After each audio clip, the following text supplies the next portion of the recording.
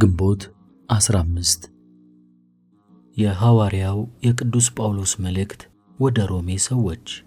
ነገር ግን የሚተክዝ ዓለም ብቻ አይደለም፣ የመንፈስ ቅዱስን ፈለማ የተቀበልነው እኛም ደግሞ እናዝናለን እንጂ የነፍሳችንን ድህነት እናገኝ ዘንድ የልጅነትን ክብር ተስፋ እናደርጋለንና በእምነትም ድነናልና።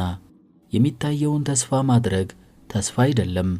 የሚያየውንማ እንዴት ተስፋ እናደርጋለን? እንዴትስ ይጠብቃል? የማይታየውን ተስፋ ብናደርግ ግን እርሱን ተስፋ አድርገን በእርሱ እንደ ጸናን መጠን ትዕግሥታችን ይታወቃል፣ መንፈስ ቅዱስም ከድካማችን ይረዳናል። እንግዲያስ ተስፋችንን ካላወቅን ጸሎታችን ምንድን ነው? ነገር ግን እርሱ ራሱ መንፈስ ቅዱስ ስለ መከራችንና ስለ ችግራችን ይፈርድልናል። እርሱም ልባችንን ይመረምራል፣ ልብ የሚያስበውንም እርሱ ያውቃል። ስለ ቅዱሳንም በእግዚአብሔር ዘንድ ይፈርዳል። እግዚአብሔር የሚወዱትን ምርጦቹን በበጎ ምግባር ሁሉ እንደሚረዳቸው እናውቃለን። ልጁ በብዙዎች ወንድሞች መካከል በኩር ይሆን ዘንድ አስቀድሞ ያወቃቸውንና የመረጣቸውን እነርሱን ልጁን ይመስሉ ዘንድ አዘጋጅቷቸዋል። ያዘጋጃቸውን እነርሱን ጠራ፣ የጠራቸውንም እነርሱን አጸደቀ፣ ያጸደቃቸውንም እነርሱን አከበረ። እንግዲህ ስለዚህ ምን እንላለን? እግዚአብሔር ከእኛ ጋር ከሆነ ማን ይችለናል? ለልጁ እንኳን አራራም፣ ስለ ሁላችን ቤዛ አድርጎ አሳልፎ ሰጠው እንጂ። እንግዲህ እርሱ ሁሉን እንዴት አይሰጠንም? እንግዲህ እርሱ ራሱ ካጸደቀ እግዚአብሔር የመረጣቸውን ሰዎች የሚቃወማቸው ማን ነው? የሚፈርድስ ማን ነው?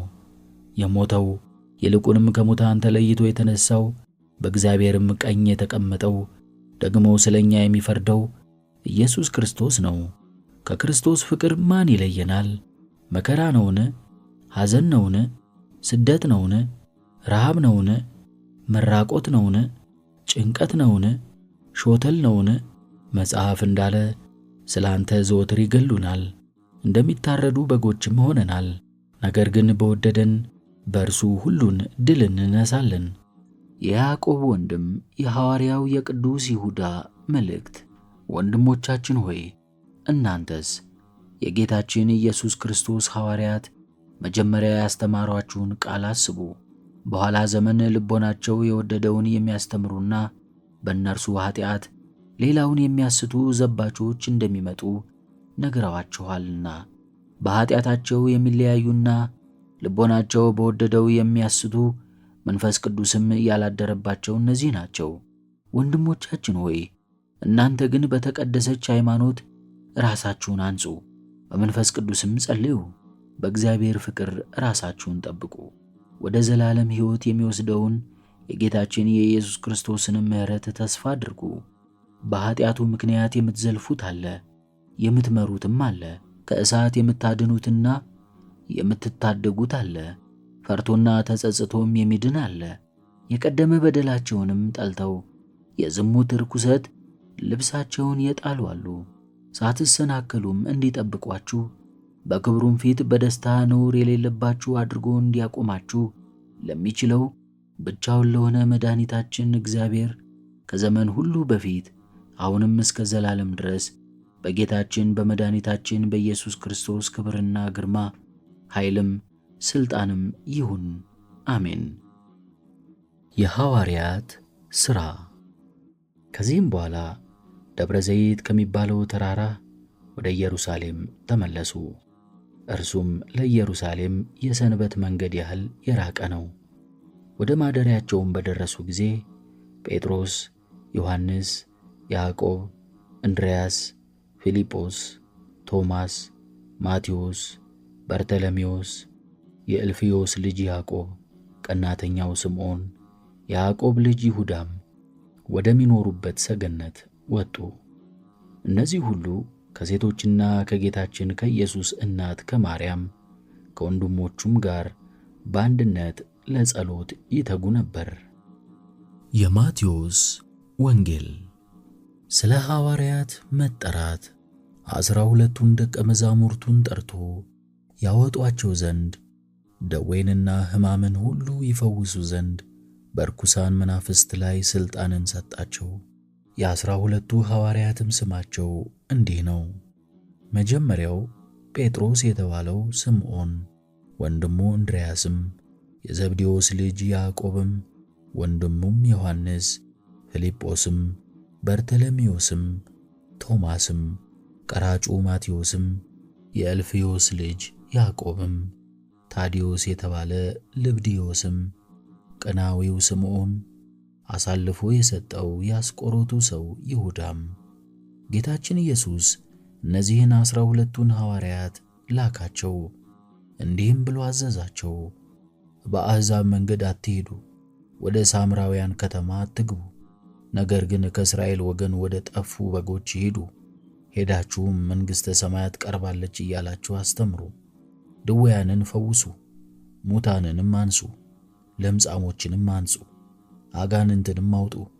ያለ ዋጋ የተቀበላችሁትን ያለ ዋጋ ስጡ። በመቀነታችሁም ወርቅ ወይም ብር ወይም መሐለቅ አትያዙ።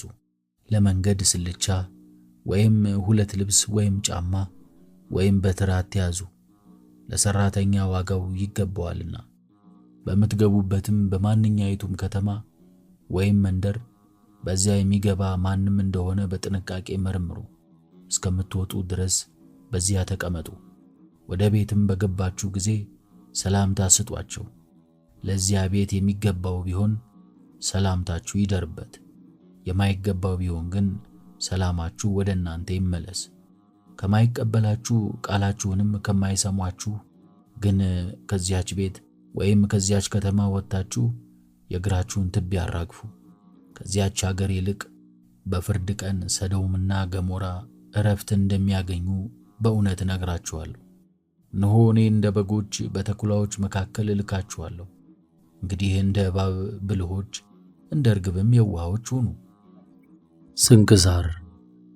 ሐዋርያ ስምዖን አንድ አምላክ በሚሆን በአብ በወልድ በመንፈስ ቅዱስ ስም ግንቦት 15 በዚች ቀን ከ12ቱ አንዱ ሐዋርያ ስምዖን ምስክር ሆኖ አረፈ።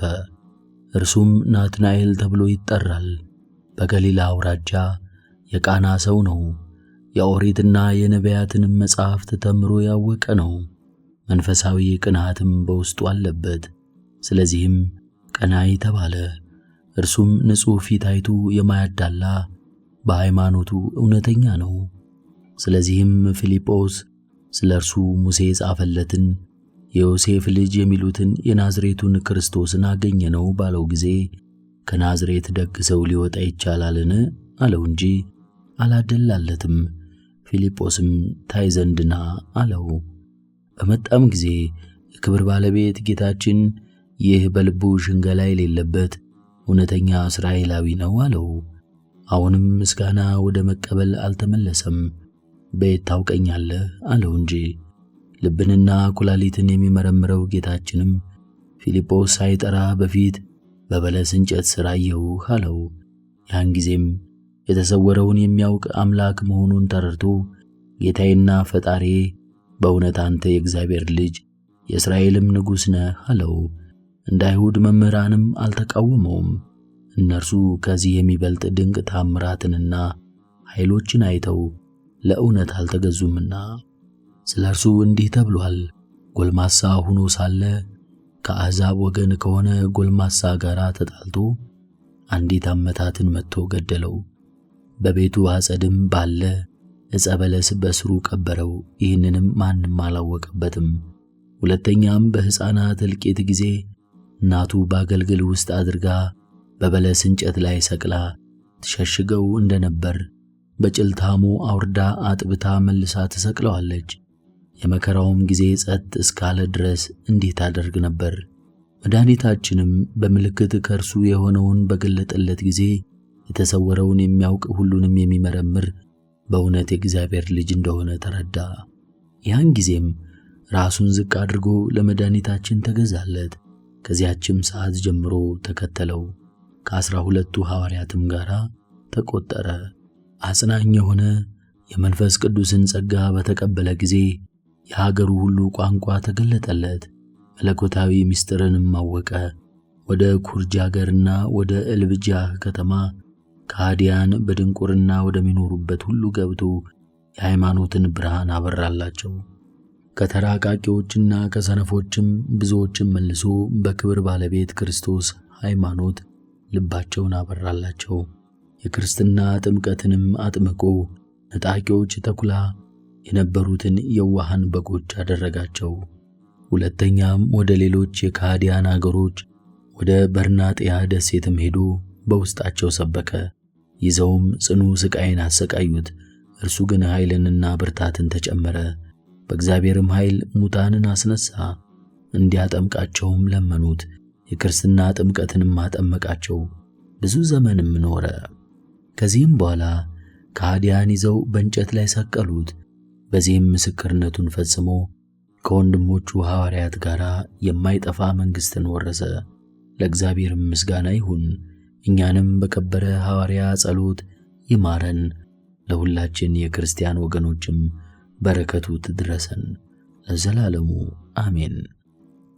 ሰማዕታት ዘደንደራ። በዚህችም ቀን በላይኛው ግብፅ ውስጥ በደንደራ ከተማ 400 ሰዎች በሰማዕትነት ሞቱ። ብዙ ሥቃይንም ሲያሰቃዩአቸው ከኖሩ በኋላ የምስክርነታቸው ፍጻሜ በዲዮቅልጥያኖስ ዘመነ መንግሥት መጨረሻ ራስን በመቁረጥ ሆነ። በረከታቸውም ከእኛ ጋር ለዘላለም ትኑር አሜን። ዲያቆን ባህታዊ ሚናስና የአባ ሐርበ ጥላኪያ። በዚህችም ዕለት የባህታዊ ሚናስ ዲያቆንና የአባ ሐርበ ጥላኪያ ሰማዕታት የሆኑ የኤስድሮስም ማኅበር የሆኑ ቆርጢኖስና ሚስቱ መታሰቢያቸው ነው። በረከታቸውም ከእኛ ጋር ትኑር ለዘላለሙ አሜን። አትሮኖስ ቅዱሳት መጻሕፍትን በድምፅ ያንብቡ።